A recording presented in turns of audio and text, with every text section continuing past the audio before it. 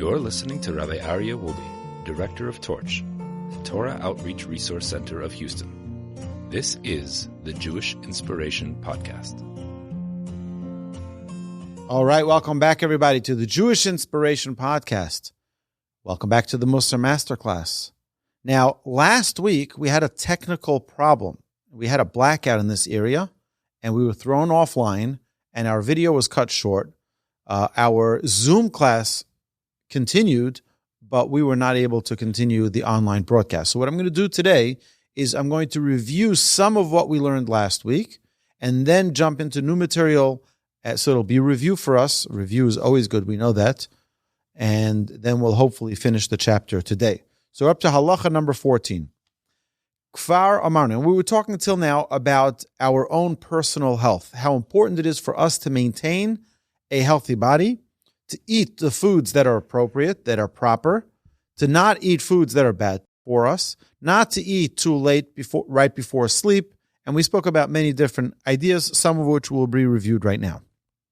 Kvar Amarnu, we have already mentioned that people differ in their constitutions. Every person should choose, based on a doctor's advice, foods that are most appropriate to his constitution, his location, and his time. Generally speaking, early medical authorities divided all foods into different categories. There are some foods that are exceedingly harmful, and these should never be eaten. Some examples of such foods are large salted fish that have been aged, salted cheese that has been aged, truffles and mushrooms, salted meat that has been aged, and wine that comes straight from the press, and it has not had time to be aged. Any cooked foods that has remained uneaten until it has produced a repugnant odor, or any other foul-smelling or very bitter foods that has a poisonous effect on the body and therefore should not be eaten.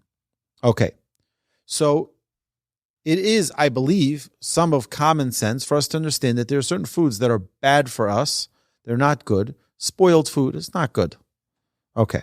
There are other foods that are also harmful, but they are not as harmful as those mentioned earlier. Therefore, it is proper that one eat these foods only in small quantities and very infrequently. One should not become accustomed to rely on these foods for his regular sustenance, nor should these be included in his meals on a regular basis. Examples of foods that should not be eaten regularly are large fish and cheese, like mentioned previously, and milk that has remained for more than 24 hours after it has been milked from a cow. Today we have refrigerators, so that issue is not the same. Meat of a large bull or large goats, bread made of barley, unleavened bread, cabbage, grass, onions, garlic, mustard, radishes. These are all harmful foods. However, they could be eaten every once in a while. Therefore, one should not eat these foods only in exceedingly small quantities. Furthermore, even when they are eaten, they should only be eaten during the winter. But in the summer, they should not be eaten at all. Why? Because they mess with your body temperature, with your inner heat. Halacha number 15. And yet there are other foods that are harmful, but not as harmful as those listed above. And they are waterfowl, geese and ducks, young pigeons, dates, bread that was kneaded in oil, flour that has been sifted sufficiently to the point that no trace of bran remains. It is not proper to eat large quantities of these foods. Halacha number 16. A person should always hold himself back from eating too much of the fruit of the trees. And one should not eat too many of them, even if they are dried fruits, and certainly an abundance of moist, fresh fruit are to be avoided. However, before they are sufficiently ripened on the tree, they are as harmful as swords that pierce the body. Eating unripened fruits are very, very dangerous. There are certain fruits that are always harmful, such as carob, and any sour fruit is harmful as well. And one should eat these fruits only in small amounts during the summer and in warm locales. There are a few exceptions to this rule. Figs, grapes, and pomegranates are always good for the body, whether they are moist or dried, and one may eat his fill of them. Okay, fill yourself up on them. However, one should not eat them on a regular basis, even though they are the best of all fruits. So what we're seeing here is like we saw in halacha about character. When we talked about character, we said we need to have balance. You need to have balance. Someone who's always has a certain temperament in their midos, in their character traits, you need to have balance. A person who's angry needs to calm down. A person who perhaps is too calm sometimes has to get awakened a little bit. A person who's too kind, too giving, not good. Someone who doesn't give at all, not either good. There has to be a balance. Halacha number 17. Be'inyan ashtiya, regarding drinks. Hamayim hem amashkim ativim la'adam. Water is the natural drink for a person, and drinking it is healthy for the body. If the water is pure and clear, it aids the protection of the body's hydration and expedites the excretion of bodily waste. When one drinks water, he should select cold water, for this quenches the thirst and aids digestion more effectively than water that is not cold. However, the water should not be exceedingly cold, as this can cause one's natural source of inner heat to become extinguished. So what we know as shock, or if a person drinks really cold water when their body is hot, it's dangerous. So, umikol shekain, most certainly, when a person is tired and weary, he should take great care to avoid drinking cold water. And when a person is exhausted, the tissue of the heart is heated and is softened due to his exhaustion and weariness. Under these conditions, cold water can cause him harm to the point where he may come to danger, God forbid. Although drinking water is good for a healthy body, nevertheless, one should still take care to avoid drinking excessive amounts. Again, balance. Furthermore, one should not drink water before a meal. Before you eat, before you sit for dinner, lunch, breakfast, don't drink before you eat, because this will chill the stomach and then it will not be able to digest the food properly. Even during the meal, one should drink only small amounts of water mixed with wine. Only once the food begins to be digested, one may drink a moderate amount of water. Additionally, one should not drink water immediately upon leaving a bathhouse or getting out of a bath or a hot shower, so that his liver will not become chilled. Certainly, one should not drink while he is in the bathhouse. If you're in a hot tub, not a good idea to drink a cold beer. While his body is being heated, introducing a cold substance into his body at that time can be very harmful. Similarly, one should not drink cold water immediately after marital relations, because then one's natural inner heat has been weakened, and in this weakened state, the cold drink may cause the bodily organs to drop below their normal temperature. Hayayin machzik hachom hativi. Wine has the ability to strengthen one's natural inner heat. Umeitiv esa'ikul, and it aids digestion. Umotzi esamosros, and purges the excess elements of the body. Ve'ozrim lebir saguf, and has an overall positive effect on one's health. However, one will enjoy these benefits only if he drinks in a moderate amount. Misha mocho cholosh, one whose brain is in a weakened state, should avoid drinking wine, for it will add to his weakness and fill his head with alcoholic fumes. Wine is beneficial for older people and harmful for younger people. The reason for the danger is because wine arouses one's natural inner heat and will have the effect of adding fire to an existing fire. Therefore, one should be careful and avoid drinking wine until one is 21 years old, at which point it will no longer be harmful to him. As we mentioned previously, this is where the law of not buying alcohol till the age of 21 comes from halacha. Ein roi lishtois yain kodam achila ela ma'at. It is proper to drink only a small amount of wine before a meal, in order to cause the intestines to be receptive to the foods that one will be eating. However, one should not drink wine when he is famished, nor after a bath or sauna, or any strenuous exercise. Additionally, one should drink only minimal amounts during meals. So that we said before, a person should be careful during a meal because the natural digestion of the body will be affected by the drinking that you have during the meal, and it'll drown the foods that the body is trying to digest. La'olam lo yochal adam. A person should eat only when he is hungry and should drink only when he is thirsty. When one feels the need to relieve himself, he should not delay even for a moment. Additionally, one should not eat until he has checked thoroughly to erase any doubt that perhaps he might need to relieve himself. A person who needs to go to the restroom is in a state that they're not going to be, their body is not in a normal functioning state where they're going to be able to digest their food properly. So the person should make sure that they clear their bowels, they clear their stomachs, and now they can eat properly. La'olam yishtadel adam. A person should always endeavor to ensure that his bowels always be relaxed, close to loose bowels. This is a fundamental concept in the field of medicine. Anytime the passage of body waste is obstructed, or when there is difficulty voiding the bowels, harmful illness will ensue. Therefore, when a person sees that his bowels are weakened and they no longer have the ability to properly excrete waste, he should seek advice of doctors as to how the bowels can be relaxed. The solution to this problem will vary according to the constitution and age of each individual. Moderate exercise is beneficial to maintaining a healthy body. However, excessive exercise as well as excessive rest can be harmful to the body. During the hot season, one should exercise only minimally, but during the winter time, more exertion is necessary. The overweight person needs more exercise than a thin person.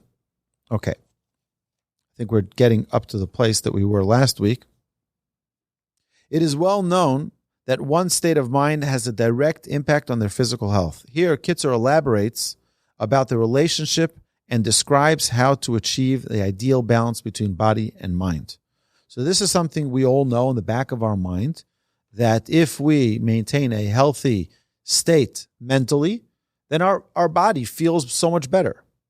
Harot Lishmar Sabrius, one who wishes to protect his health, needs to be aware of his emotions and be careful that they do not have a negative effect on his well-being.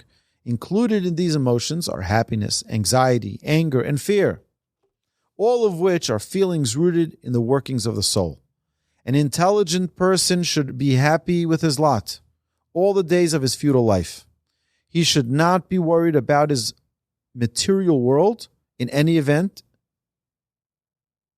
because it is not his, nor should he seek luxuries. One should be in good spirits and moderately joyful.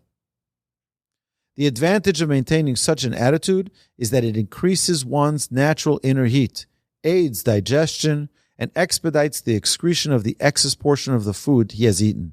Additionally, it strengthens one's eyesight along with the rest of the senses and strengthens the powers of intellect. Kitzer now describes the potential dangers of the four emotions mentioned above. However, one should not rejoice by eating and drinking, as is the habit of fools, for excessive joy diffuses heat over the surface of the body, thereby lowering the body's natural temperature. This can lead to a sudden drop in the temperature of the heart, causing it to fail, and he may suffer a sudden and untimely death. Overweight people are especially prone to this danger since their natural inner heat is less than it should be. The reason such people suffer from a lower body temperature is because their arteries are constricted and their blood flow, which is the source of the body's heat, is slowed. Anxiety is the opposite of happiness, and it too can be very harmful. Anxiety causes the body to cool, and its natural inner heat can accumulate in the heart, resulting in heart failure and possible death. Anger arouses the heat of the body to the point where it can lead to a type of fever and is dangerous. Fear cools the body, and therefore one who is gripped by fear will shiver due to the body's drop of temperature. This can be very dangerous, for if the body becomes too cold, he may die. Certainly one should take care to avoid eating when he is angry, fearful, or anxious, and eat only when he is in a state of moderate joy. Okay, so now we're going to talk about new stuff. That was a review, and now we're going to go on, and hopefully Hashem will bless us. We'll be able to finish the chapter of personal health. Hashena hamamutzaas hatova librius haguf. A moderate amount of sleep is beneficial to physical well-being, for it allows one's food to be properly digested and gives the senses respite. If, as a result of an illness, one is unable to sleep, one should eat foods that bring on sleep, meaning do whatever you can to make sure your body rests, that you get the proper sleep you need. However, excessive sleep is harmful, for one's head will be filled with harmful vapors, and there is an increase in the fumes that rise from the abdomen to the brain, and his head will fill with these fumes, which will inflict great damage to the body. Just as a person should take care to avoid sleeping immediately after eating, he should also avoid sleeping when he is hungry. The reason for this is because when there is no food in the body will need to consume the excess portion of food that is left in the body in order to fuel its natural heat. From this process, foul fumes are generated and will then rise to the brain. When one goes to sleep, the upper portion of his body should be elevated because this aids the descent of food into the stomach, from the stomach into the small intestines, and minimizes the fumes that rise to the head. The most natural time to sleep is at night, and sleeping during the day is generally harmful. It is beneficial only to one who is accustomed to it. For further information about preparing for sleep, we will talk about this later in Siman 71, chapter 71. Derech harachitza, the proper method of bathing is as follows. One should visit the bathhouse every 7 days. Now, today we know that it's every day of the 7 days. All right, today we have the ability to shower properly, daily. I highly recommend that. Okay. A person should not visit the bathhouse when he is hungry, or when he is full, he's sated. Rather, he should wait until the digestion of his food has begun. He should begin bathing by washing his body with hot water, followed by lukewarm water, and then by semi-luke water. He should continue this sequence until he is washing himself with cold water. Start off with hot and end with cold. When leaving the bathhouse, one should don his clothing and cover his head well, because the temperature of the body leaves the body, escapes the body from the head, so that the cold wind will not affect him. Even during the summer, when cold winds are uncommon, one should take care to press properly, to dress properly before leaving the bathhouse. This applies to showers. It applies to the pool as well. After leaving, he should wait until his spirit settles, his body has rested, and the heat has dissipated, and only after that may he eat. If one is able to nap after leaving the bathhouse and before he eats again, this is very fine. Okay, so there's another important thing which halacha doesn't say clearly here. He's talking about the health component of it, but there's a very spiritual part of how we bathe ourselves.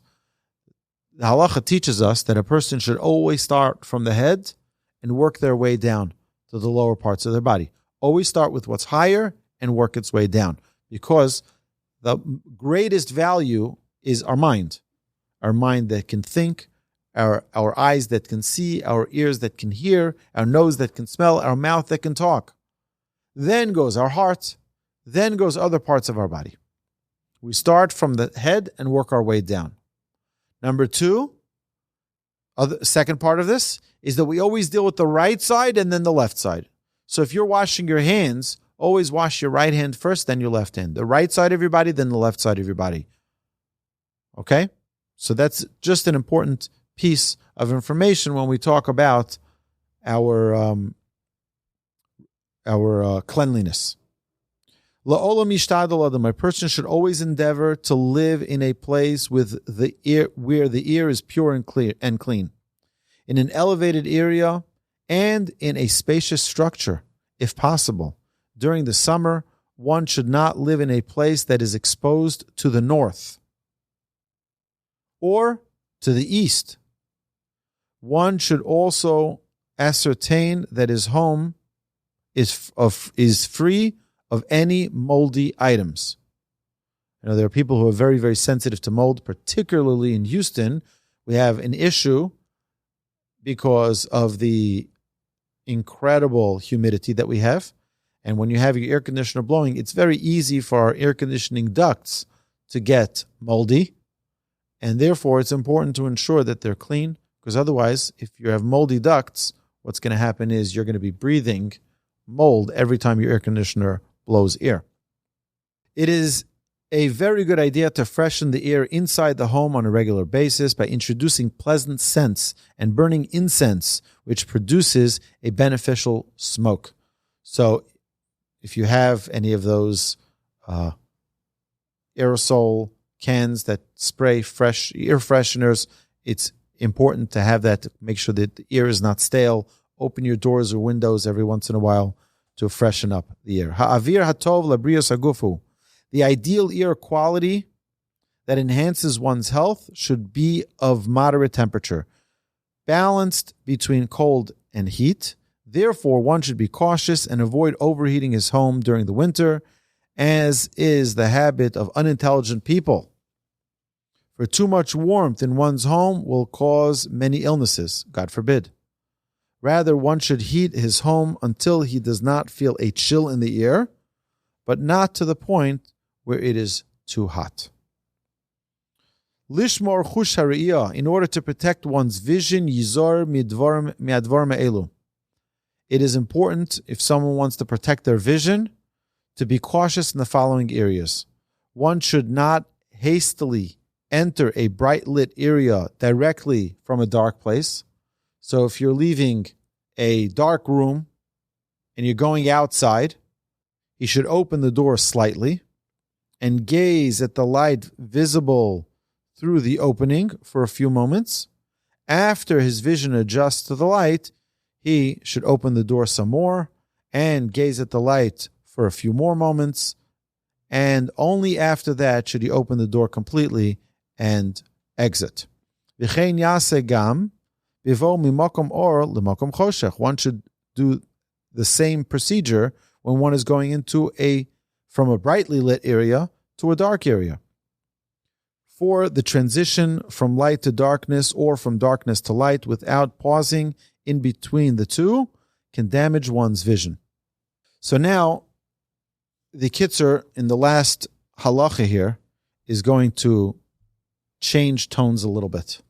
And he's not going to tell us any more about what is permitted or what is prohibited or what's the right thing or wrong thing to do, but rather to just take a minute to notice the brilliance of Hashem's world and to appreciate the gifts that Hashem gives us. L'chein, therefore, Hashem, may his name be blessed, Berachamav bara es ha'olam.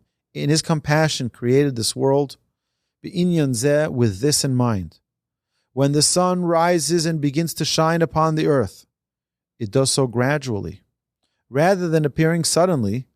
Similarly, when the sun sets, it does so gradually. It is in reference to this phenomena that we recite in the first blessing of the Shema, Hameir la'aretz v'ladorim olel berachamim. God illuminates the earth and those who dwell on it with compassion. What's the compassion? He illuminates it with compassion by doing so gradually and not all at once suddenly. Light that is reflected from the sun, perush, meaning if the sun shines on a surface and from there the light is reflected, that light can be harmful to the eyes. So if you're looking at the sun through a mirror, just be careful. It's like looking at the sun directly. Therefore, one should avoid living in a house that has all its windows facing north. For the sun does not shine from the north, and all the light that is there is reflected light from the sun. Likewise, even if the windows are facing towards the east, or the south, or the west, it is possible that the aforementioned problem still exists. If the sky is not visible through these windows, such as when they are blocked by high walls, then the light that enters the house is also only reflected light from the sun. As mentioned earlier, this can be harmful to one's vision, and one should avoid living in such a house. A few more cautionary measures to protect one's vision. Yizoher milasok biktiva. One should avoid reading from a book, or doing any type of work that requires precision at twilight, because his eyes will be strained due to the insufficient light. I remember my mother always told me, if you read in the dark, you're going to hurt your eyes. One should also avoid such activities in the middle of the day, when the sun is at its peak strength, and its brightness may be harmful to the eyes. V'chein lo yarbe b'ksiva. One should also avoid writing excessively or reading from a book that has fine print, like any Talmud, or any work that requires precision at night, when his only source of illumination is candlelight. This too will strain his eyes. Gazing excessively on any white-colored item can also damage one's eyesight. Therefore, the color of the sky is light blue, so that it's easy on the eyes, as opposed to being white, in order to avoid damaging the eyes. Similarly, gazing excessively at a bright red item, as well as staring at fire, is also harmful. Smoke and the smell of sulfur are also harmful to one's vision. This is true also of fine dust, or a breeze that blows into one's eyes. And likewise, extensive walks and long strides are harmful. Excessive weeping can also harm one's eyesight. So, a person has to be careful. Kamosha Amar Akasu, as the verse states, Kolu badmos einai. My eyes fail with tears. V'akasha mikulon hurova mishkal. The activity that is most harmful for one's vision is excessively engaging in marital relations. Aval mitzvahs Hashem bara meiris einayim. However, adhering to the Torah has a positive effect on one's eyesight, as the verse states. The orders of Hashem are upright, illuminating the eyes.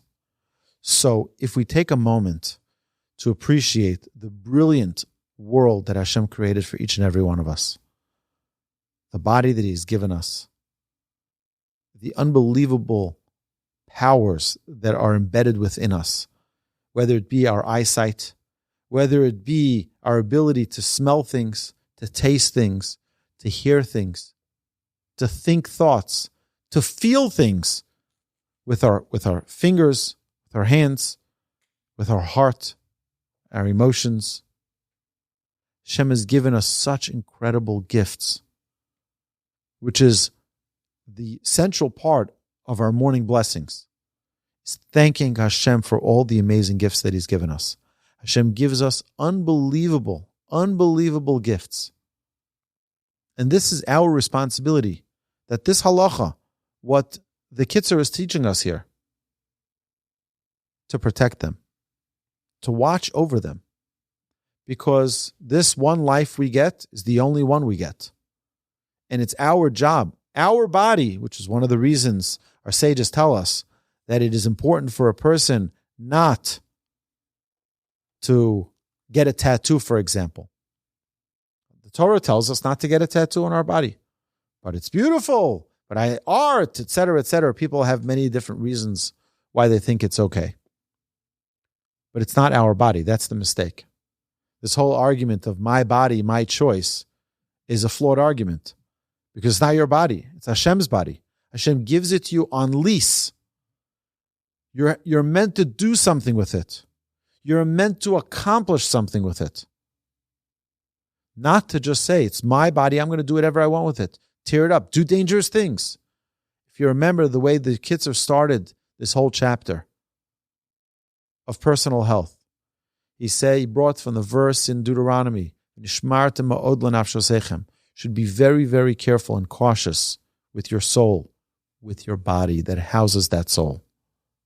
It is important, it's our responsibility to ensure that we take care of our body. It's our responsibility to ensure that we do everything in our ability, not to idolize it. It's here to serve us. It's here to house our neshama, our soul, but to utilize it properly so that it can function as best as possible. If we damage our body and now cannot serve Hashem, there could be a massive complaint against us in the heavens. I gave you a healthy body. You neglected that healthy body. And now you're complaining you can't serve me. Hashem should bless us all, that we should have a life continued with filled with good health, with success in everything we do, utilizing the body, the gifts that Hashem has given us, so that we can elevate our neshama to the highest place possible. Amen. I don't know what permanent makeup is. Are you asking if it's forbidden or not? It's a good question. If it's anything like a tattoo, then it's prohibited. Yeah, so that the tattoo is forbidden. Tattoo is forbidden. If it's just a very strong marking, that lasts longer than a typical makeup, that would probably not be a problem.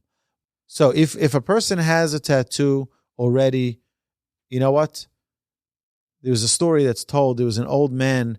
There was an old man in the mikvah, in the ritual bath in Jerusalem, and he sees this young guy who's like walking to the mikvah, like covering his hands. So the old man holds him. He says to him, "Why are you walking like that?" He says, I'm a little embarrassed. Look, I have tattoos. There's tattoos that I did before I realized there's a God, before I realized that there was a Torah, before I realized there was commandments. I'm a little embarrassed by what I've done. The old man tells him, we all have our tattoos. We all have our markings. And he shows the numbers on his arm from the Holocaust. You know what? We all have our tattoos. We all have our past. And we have to recognize that at the time that we did it, perhaps we didn't know. And now we have to be very, very proud that we're connecting more with God and that we're elevating ourselves every day by learning Torah and by keeping His commandments. And Hashem couldn't be prouder. So what happened, happened. It's fine. We have to take the steps for the future to ensure that we're doing everything in our ability to elevate ourselves more and more and be closer to Hashem. All right, so my dear friends, have a terrific evening. Thank you so much. Next week, new topic. I look forward. You've been listening to the Jewish Inspiration Podcast, a Torch production. Become a supporter at torchweb.org because your assistance enables more Torah learning around the globe. To find more lessons offered by Torch, please visit torchpodcasts.com.